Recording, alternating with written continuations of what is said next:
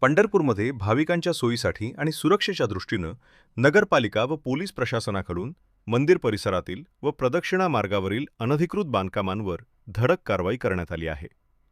आषाढी यात्रेच्या पार्श्वभूमीवर विठ्ठल रुक्मिणी मातेच्या दर्शनासाठी दररोज हजारो भाविक पंढरपुरात दाखल होत आहेत.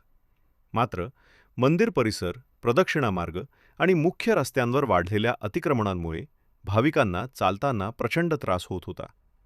रहदारीची कोंडी सोडवण्यासाठी अखेर पंढरपूर नगरपालिका आणि पोलीस प्रशासनानं संयुक्तरित्या धडक अतिक्रमण हटाव मोहीम हाती घेतली आहे. या मोहिमेअंतर्गत प्रशासनानं पथारीवाले, टपरीधारक आणि पक्क्या बांधकामांच्या अतिक्रमणांवर हातोडा चालवला आहे.